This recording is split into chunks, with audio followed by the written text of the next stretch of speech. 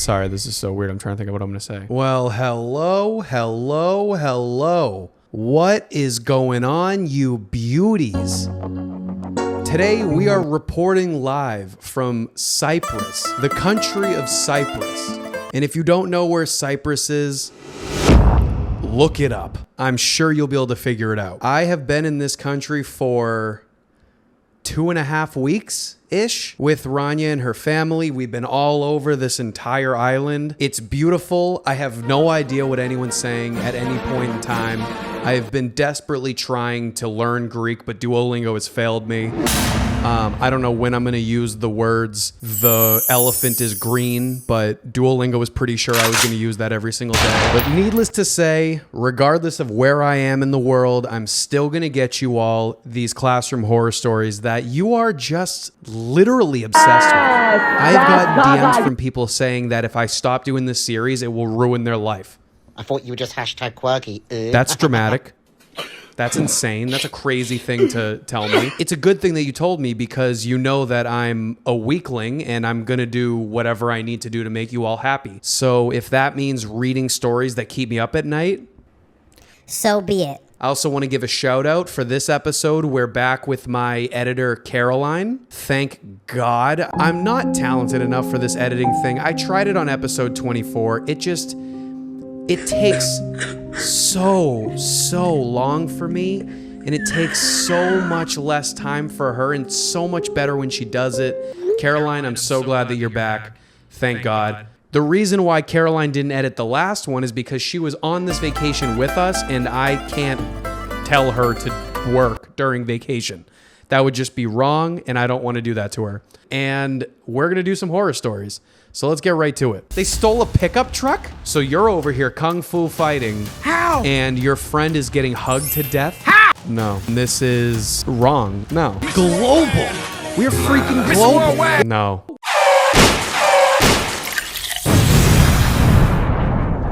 Okay, this first classroom story comes from Germany. There are very few things in the world that make me happier than seeing people from around the world writing in these classroom horror stories because one, it makes American schools seem a little less insane. Two, it tells me that people in Germany watch these videos.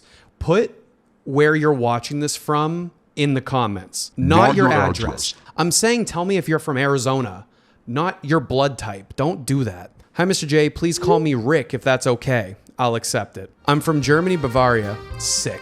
I love Germany. I've been to Munich, and I've been to Berlin, and I've been to Weimar, and I've been to Frankfurt. I love Germany. I love it. Love it. I love your videos, and they help me through some pretty tough times. Oh, that's actually really sweet. I'm going to start crying and throwing up now. But here's my classroom horror story. I'm sorry for my English. It's a work in progress. It's better than mine so far, so I wouldn't stress. When I was in the 9th grade, we were able to decide what senior prank we would do.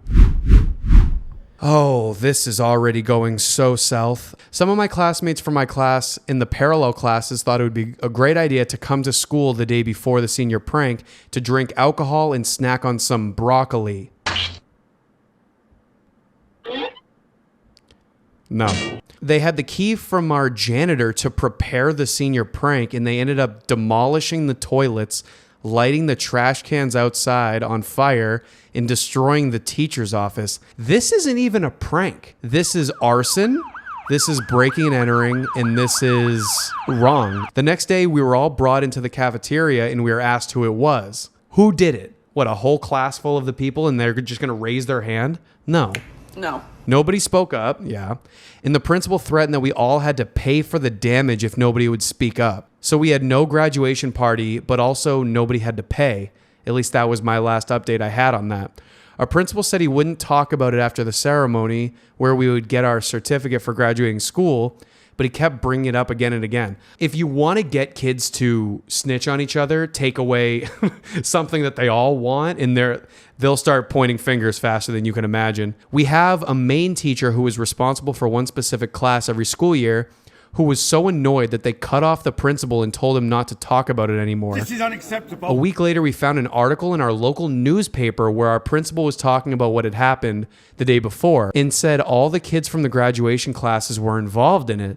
Every kid. Come on. Even when I was a senior, I was too much of a wuss to do a prank, even though I should have. If I could have gone back and done one of those pranks, I would have done the one where you get 3 animals, like 3 pigs, and you write 1, 2, and 4, and you release them into the school. And then they think that there's 4, but there's only 3. It puts people into panic. A group of classmates and I were driven by one of their dads to the exact newspaper publisher. We told them what really happened, and the writer told us it had to be verified by the principal. Why? What the principal's already pissed off at the whole student body. Why is that going to help? At the end, the writer never wrote about the article and what had actually happened, and we felt betrayed. That's fair. I hope the story gets into part 25 of Classroom Horror Stories. Good luck with your trees, you fluffy orange guy. Okay, Jesus. Rick, thank you for writing in, but with the fluffy orange thing, what did I do to you? Rick, thank you for writing in. Let's do another one. Okay, this next story is from Contesha. I hope that I said that right. Actually, Caroline, you're going to have to get rid of that. Hi, Mr. J. I recently started watching your horror stories, and they jogged a memory of what may be my own. My name is blank, but everyone manages to botch saying that, so Molly will suffice. Just kidding. You don't have to get rid of it. Contesha. I think I got it right, but we'll call you Molly. I'm from the UK. We're global. We are global. I'm from the UK and I'm now 25. This happened 10 years ago when I was still in high school in year 7 to year 9, which is ages 12 to 14 for any of your viewers that don't know. This may not be a complete classroom horror story, but it always freaked the hell out of me that this happened at a school I attended with a teacher I got on really well with at the beginning.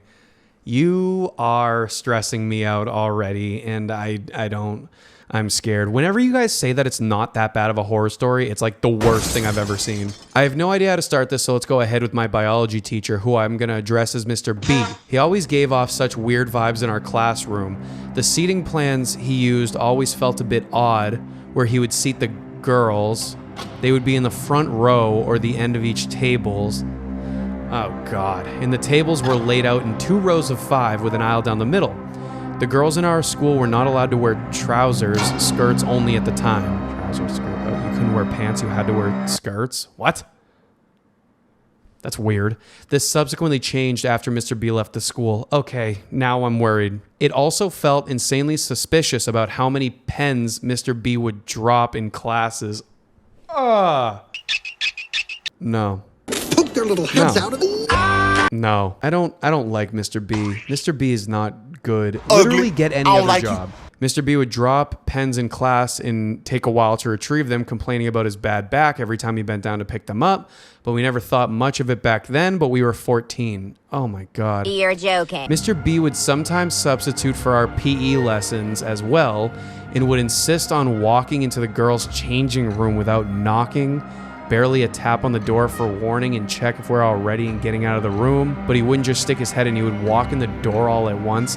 He would walk from the door at one end past the showers and back to the other side, inspecting each row of benches, maybe to check that nobody was hiding. Mr. B got suspended in the beginning of year 9, but no one knew why. The usual suspected rumors flew around, but no one knew how true they would turn out to be. And fast forward to the end of year 9, and the student body of the school learned that Mr. B had not only been suspended, but arrested for possessing indecent images of children and distribution of an image. Oh, dude, why? He comes off of the UK offenders registry this year. He's not on the registry after a year? Well, I guess this was 12 years ago, 11 years ago. I can't do math. Like I said, this might be a complete horror story, but I'm 99% sure every school in the UK has at least one teacher in it that should be on a sex offenders registry, but I felt mad that it happened so close to home. I hope to hear this turn up in one of your episodes. Love watching my favorite Lorax read these. You guys are out of your minds. Thanks, Molly. I want to speak to all the teachers that are watching, or anyone who could show this to a teacher that could be watching. If there's any part of you that sees one of your students in a manner that is inappropriate, and you're like, but I don't really think that, I only kind of think that, that's wrong. And you should not be in the job that you're in. Save them and save yourself the harm and get a different job. Do not follow those impulses. You should not be doing this, okay? Find a desk job. Work anywhere else, okay? Find somewhere you can work from home where you're away from kids who don't deserve to have to deal with you. Molly, thank you for writing in. Let's do another one. You did this for what? Why not? Why? Why not? Okay, this third story is from Vivian. Hello, Mr. J. Please call me Vivian for privacy reasons, and I'm a big fan of your classroom horror stories. This is my third, hopefully successful email. I want to just put it out there. I get 200 of these stories a day. If I ever don't read your stories, it's not because I don't see them. As long as you're not spamming me like 100 times in a row, because I will block you so fast.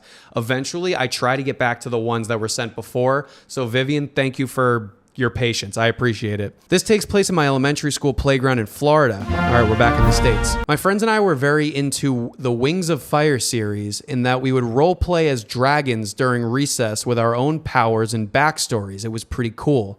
I think I would probably be friends with you if we were friends in middle school. Another group of kids asked if they could join us, and we invited them to play with us the next day. We all agreed that the premise would be that we were on opposing dragon teams. My team had a bunch of eggs, and the other team would try to steal them, capture the flag type thing. So we went into our school's nice big field and started doing a battle with powers and flying, etc. Cute, right? Yes. This actually sounds like a lot of fun. I want to play this. Until the other team started trying to basically beat the living crap out of us.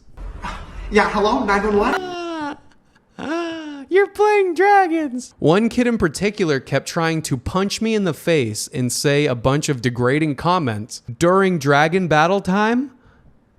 What?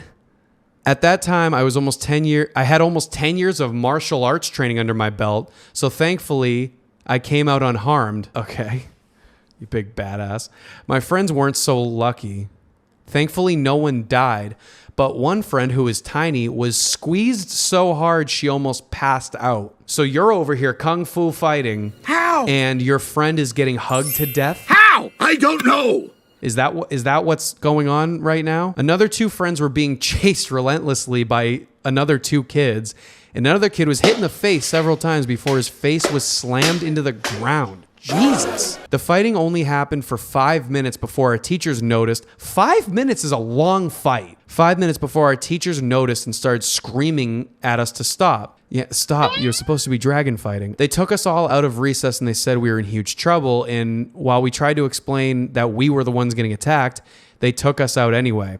Later, one of the teachers told me that they saw it all happen and we weren't in any trouble, but the kids who did attack us somehow didn't get in trouble either. What? Like, if you saw the whole thing happen, at least speak up and say who was at fault, especially during Dragon Fun battle time. I want to do that. I'm going to do that. Thanks for reading, Mr. J. I hope you had fun reading this one. We were all certainly traumatized, but nobody got seriously injured. Yeah, except your friend that got his face slammed into the ground and the one that got hugged to death. If any of my friends from this incident are reading this, hi, I hope you're doing well. Sincerely, Vivian. You guys are way too comfortable in these stories. You just, hey, how are you? You got hugged to death. I hope you're alive. Vivian, thank you for writing in. Let's do one more. From Peyton. Hi, Mr. J. I'm Peyton. I'm a year 7 student from Western Australia. We are global. We're freaking global. I want to go to Australia. Can you guys give me recommendations of what to do if I go to Australia? I need to know what time of the year to go as well because I heard it's really, really hot. But I'm in Cyprus in the summer, so I think I'll be okay. So this happened when I just got into year 6. Basically, my brother F, shorting his name for privacy reasons, and we went to the same primary school until this year when we moved. And he told me about the RIA on the news, like a rumor, was that another 4th grader in his class last year was kidnapped at the school gates waiting for his mom to arrive. Jesus, that's horrible. I was obviously flabbergasted. I love that you use the term flabbergasted in a sentence without thinking about it. I was flabbergasted as one should be because I knew her and we all went to the same primary school. Yeah, that's horrific. My brother and I were panicking and counting down the days, seeing if the girl would be rescued and brought back. Approximately a week later, she was at school again and acted like nothing had ever happened, like she totally wasn't kidnapped for a whole week. What? Also another story, we were in class learning one time in English when a student, we'll call him Bob, started punching windows and shattered alongside throwing furniture around. It got escalated to the point that admin was called. He got suspended and we had to bail out from class and learn outside to be away from the destruction. We were all traumatized at least. Jesus. So I was just about as What awkward as he thought it was going to be. in the world? These things just happen? on a daily basis. I guess I've seen something like this kind of happen. P.S. I apologize for the lengthy email. I love your videos and keep being the great Lorax and wearing the George Washington wig as you should be. I feel like we should probably do one more. Let's see what I can find. All right, last but not least. Hi, Mr. J. I'm Amy, and I'm writing from Australia. Another Aussie? Bang. This is awesome. I hate that joke. That wasn't even meant to be a joke. It was just bad timing. I'm sorry for that. Boo, tomatoes, tomatoes. Yeah, I agree. Every year, my high school will let everyone pick a fun outdoor activity for the last day of the year. You could go to the beach, on a hike, fishing, etc. This is dope. Can I come to your school? This sounds awesome. I had picked to go on the beach with some of my friends. For lunch, the students were allowed to walk around the town as there were a lot of cafes within a 10-minute walk from the beach. The teachers had all gone together to a restaurant, leaving 200 students to roam free and cause all sorts of shenanigans around the town. That is crazy. That just is literally begging for destruction. Since the end of the year is in December, there are a lot of Christmas decorations up. Why did I not know that about Australian schools? That's so cool. Wow, you learn something new every day. A group of 5 students ended up getting driven back to the beach in a police car after they had been arrested. They stole a life-size inflatable Santa and a ute, a pickup truck. They stole a truck? They stole a pickup truck from the beach? At the beach. What? They strapped the Santa to the back and drove down the highway blasting Christmas music from a concert-grade Bluetooth speaker that one of them had brought. Okay, so this sounds kind of really fun, but don't steal cars. They were caught after a passing car saw 3 people sitting on the tray of the ute. So like the back of the truck? They were sitting in the bed of the truck on the highway? Oh my God, these kids are lit. When they got back, they had to explain to the police and teachers that they had stolen a car from a petrol station while the owner was paying inside. And they drove it to the side street and up their DIY Christmas parade from hell. This went down in the school's unofficial history, and those kids are legends to this day. I really hope this gets onto episode 25 or 26. Have a great day. Hopefully less eventful than this one, Amy. I mean, okay, it was wrong and it's illegal. No one got hurt. I imagine the guy got his ute back. You were listening to Christmas music. You were in the holiday spirit. I would say, looking back, hindsight being 2020, this was one of those crazy situations where like it was insane, but they got away with it. No one got harmed. I give this a big old thumbs up for right now. Oh my God, yeah. But it is insane. Don't steal cars. Do blast Christmas music, but don't steal cars. This was exactly what I was expecting. I found out that Australian schools do some crazy stuff every day. Every time that I watch these, I realize more and more that it's not about where the school is. It's whether or not there are teenage children inside of the school. There will be content forever. And I appreciate you guys writing in from all over the place. Thank you so much for watching episode 25. You guys could be anywhere, but you're here, and that's pretty dope. I appreciate that more than you understand. Yeah, you guys are awesome. If you want episode 26, for God knows what reason, let me know in the comments. And if you made it to this point, I want you to go in the comments and I want you to put an apple emoji if you watched all the way through. That's how I'm gonna know if you're a real one. If you put an apple emoji in the comments. All right, well, I'll see you guys in episode 26 if I have enough brain cells to do it. See you guys. Bye.